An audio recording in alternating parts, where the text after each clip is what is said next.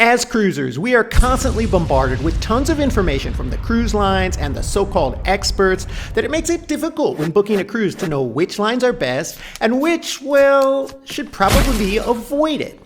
So I did some research and read thousands of comments from cruisers to build a ranking of 6 major cruise lines from worst to best. And one line that didn't make it very high on the list is actually one of my favorites. I'm going to tell you why, and I'm going to tell you what cruise line employees think of each line on this list. I'm Gary with Optimal Cruising, bringing you fresh cruise advice, money-saving hacks, and secret strategies the cruise lines don't advertise. The first time I sailed on a Costa cruise, it was not at all what I expected. I'll get to that in a minute. But first, this is not a line many Americans are going to run into on a typical Caribbean cruise. But if you do a cruise in Europe, it's going to be all over the place. It's one of the big lines there, especially in the Mediterranean, and they offer some of the cheapest fares. And that's how I got on board. I booked a great deal. But once I got on board, there were some things I really wasn't happy about. For one thing, Costa really nickels and dimes its passengers, from everything from food to simple bus transports from the cruise dock to 2 or 3 miles into the center of the city. And most cruisers on Costa don't speak English. In fact, the cruise that I was on had barely 10% of the passengers that spoke English. Some from Britain, a couple other Americans, but everybody else are from other European countries. And so you feel a little out of place if you're an English speaker. Now, the crew does speak English, I will give them that. But other than that, the passengers have a different culture than you.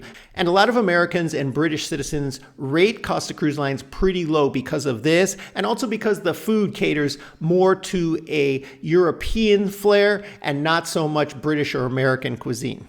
And there are also a lot of complaints about disorganization. People don't understand what they're supposed to do as far as drills or embarking or disembarking the ship. It seems like they don't have it all together. The parent company of Costa Cruise Lines is Carnival, and they have a lot of ships in the Mediterranean in Europe, and they offer dirt cheap prices. So if you just want a dirt cheap cruise, book it, because you'll get the full cruising experience. It's just going to be different than what you'd expect on an American line. You can also pick a Costa cruise in the Caribbean, but they don't sail from U.S. ports. So you'd have to fly to like Dominican Republic or Guadalupe, where they base ships out of in the winter months. Crew members report that Costa doesn't pay as well as other cruise lines. So while it might be okay for a first-time crew members who've been around a while are probably not going to switch and go to Costa. Their pay is low, and they say the management structure is not very good. And so that might also be reflective in the kind of service that you see on board those ships. Now, this next cruise line I really like, but it doesn't rank all that high. One of my favorite cruise lines to book is actually MSC, but it only ranks number 5 on this list because a lot of cruisers label it as hit or miss. I can personally say I've been on many MSC sailings and never had a bad experience. I really like the ships. They tend to be newer and clean, but a lot of cruisers rank them poorly for their service. They say it can be cold but efficient, that it's not very friendly. And the truth is, that's probably right. I have seen that on board, but it doesn't really bother me. I just want the people to do their jobs. I want to give them a good tip and be on my way. I don't really need a friendly conversation every time I see my cabin steward. But old school cruisers really like that. And on MSC, you're not so likely to get that. And then there's the food. It really gets mixed reviews on MSC. Some people say it's great. I've always had a very good experience. And hey, if you can get into the yacht club, there's no question that food is superior. But in the main dining room and in the buffet, it can be hit or miss. Some people have said they go to get the pizza there, which in fact I think is the best pizza at sea, and that it's cold or it's not cooked properly. The problem could be that MSC is not consistent enough, and I can see that in the reviews. There's too many people complaining about things that other people had good experiences with. One advantage, though, of MSC is that if you want a Caribbean cruise and you don't want to spend a lot, you want a good budget option, try MSC. I mean, you might be a little disappointed depending on when you go or what ship you're on and the food or some other things, but you're still going to have a great cruise. You're still going to have all the same ports of call, and you'll be paying a whole lot less. Now, part of the reason that people may feel the service isn't that great on MSC is because actually crew members report that there are some management issues, that they're forced to work very long hours, longer than other cruise lines, without a lot of breaks. And of course, that's going to put people in more of a sour mood, so it might reflect in the kind of service that they're giving. Now, this next line is controversial, being at number 4. I've been on Disney before, and while it is great for kids, it's just average for adults. And it makes number 4 on my list because it's overpriced in my opinion. If I want the full Disney experience, I want to go and stay on Disney property. That's where I'm going to get all the characters, the princesses, and everything. And while you do get that on the ship, you're paying quite a premium for the same cruise other people are going on for a lot less. And the characters and all are great to have for kids, but if you're adults cruising, it's really an overpriced cruise line. Now, I know some families are going to argue with this and say, yeah, we have to do Disney, we only do Disney, the kids love it, they're entertained the whole time, but truthfully, in my opinion, kids can be entertained in a lot of ways on a lot of different ships. So the real question is the price of Disney worth it for you? Clearly, Disney offers a superior service. They offer superior food. They're going to knock out the other cruise lines if you just look at those things.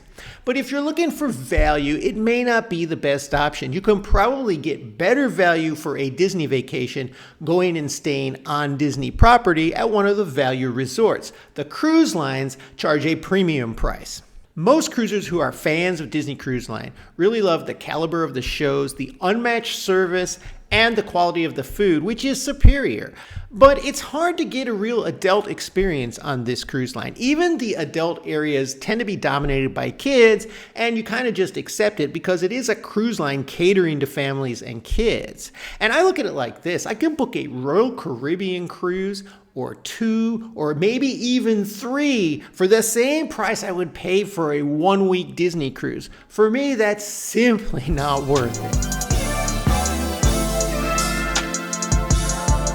My first ever cruise was on a Carnival cruise, and I had a great time. They really do live up to the fun ship moniker. I would recommend this cruise line to almost anybody, and it ranks number 3 on my list because it has a combination of fun and value all built into one. You might not find the lowest price cruises on Carnival, but you will find some decent deals if you look and plan ahead.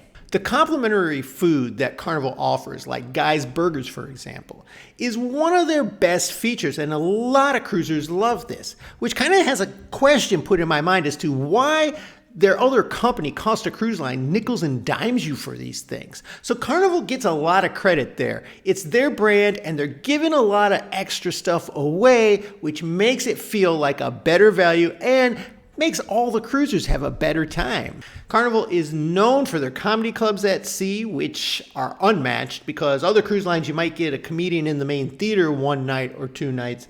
On Carnival, you have an actual comedy club, and then their price can be lower than Royal Caribbean and NCL, which are their biggest competitors. So they do offer some value and a whole lot of entertainment. The only reason Carnival doesn't rank higher on my list is because it can tend to have much of a more party or rowdy feel to it. Now, some cruisers love this, and that's why they're going on a cruise. And that's why this information is important, because if that's what you're looking for, Carnival is your number 1 line. But if you're looking for a more relaxed or subdued vacation, like sometimes I am, and I know a lot of cruisers are, you might want to either avoid Carnival or at least avoid the shorter Carnival cruises. Go on a 7-night or longer cruise, and you're going to have less of a party crowd on those cruises.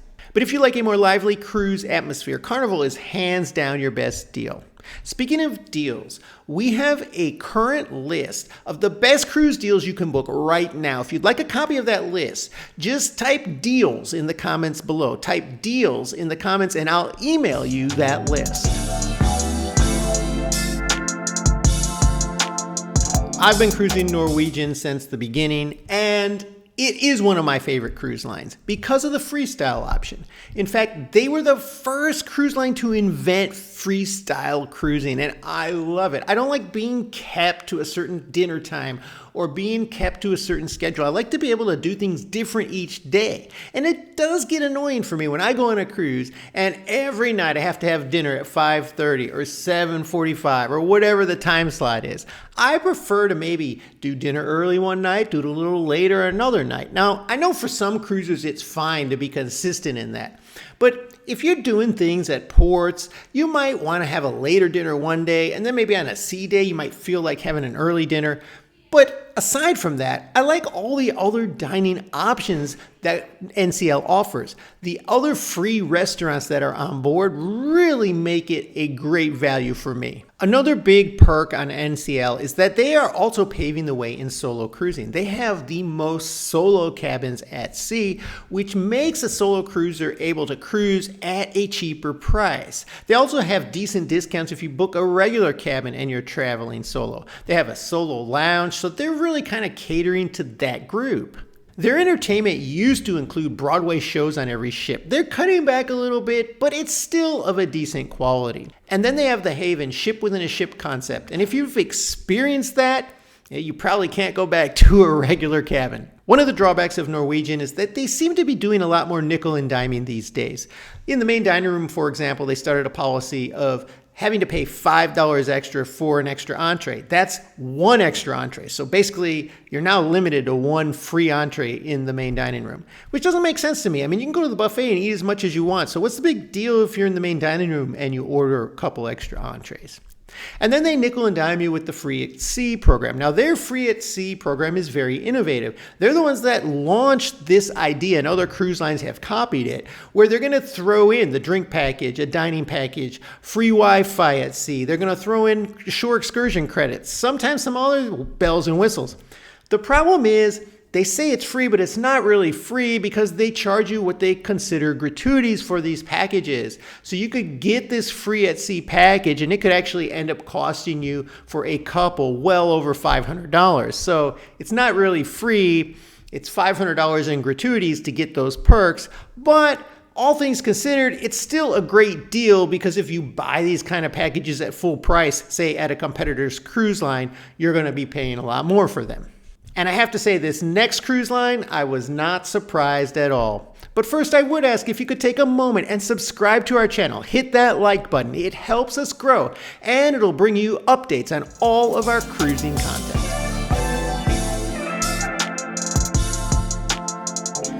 So this cruise line that ranks number one for me is not because it's the best service of all cruise lines or the best anything for all cruise lines. But I will admit, it's the cruise line I've traveled most on, and that's because they really have something for everyone, and I think that matters, because when you're cruising, most cruisers are not going solo. You're cruising with other people, at least one person, maybe a group of people, maybe friends as well. Maybe you're celebrating something like a birthday, and you've got a whole bunch of people booking rooms. The advantage of Royal Caribbean is they kind of offer something that everybody will enjoy. If you want to look at it this way, it could be called the one-size-fits-all cruise lines. And that's why I rank it so highly, because you really can't go wrong. Now, I didn't put luxury cruise lines on this list. I didn't consider them because cruise lines like Viking don't really compare to these major cruise lines. But among the major cruise lines, Royal Caribbean really takes the cake.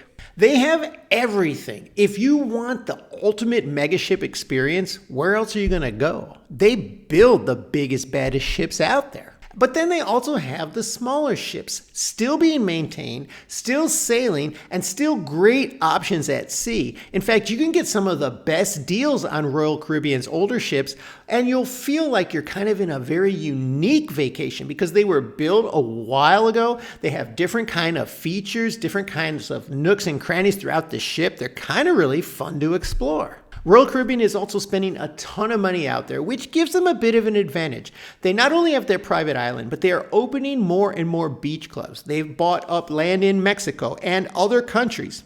And the advantage of this is that if you like that resort style vacation, you're going to get more of that with Royal Caribbean because you'll be on the ship and you'll be stopping at the private island and other beach clubs where you kind of just get off the ship and enjoy all you can eat, everything included, a nice complex, could be water slides, pools, all kinds of things, even jet skis and other things that you might pay a little extra for, but it still feels like you're in an all-inclusive resort wherever you go. Some people really like that, and Royal Caribbean fits that bill. But that's not all that they do. They also do a lot of cruises that go to old-fashioned ports, especially in the Southern Caribbean. And if you take one of those cruises, you're not going to hit all their beach clubs, but you're going to get a more authentic Caribbean experience. And I have to admit, one of my favorite features of Royal Caribbean is that the solarium pool is for adults only, because many other cruise lines don't do this. They have a different area that's for adults only, which means there's all kinds of kids running crazy in the solarium. And that, to me, is more of an adult area to relax because you get out of the sun if you want to. It's more quiet in there, but not when there's kids running around because it's enclosed a lot of the time and that noise echoes everywhere. Well, Royal Caribbean keeps that out. So they have a very nice adult sanctuary in their solariums. If you want to be active, you can do virtual skydiving, wave riders, all kinds of things on these ships, especially the newer mega ships. I wouldn't consider Royal Caribbean a budget line because their prices are a little higher than some of the other lines like MSC, for example. However, for the experience you're getting, the value is there. And if you want the perfect cruise, it's hard to find. But if you want a cruise that everybody's going to be happy with, Royal Caribbean is your number one. So now that you know how these ships rank, there are some excellent deals being offered by all of these cruise lines, and I'll tell you how to book those right here.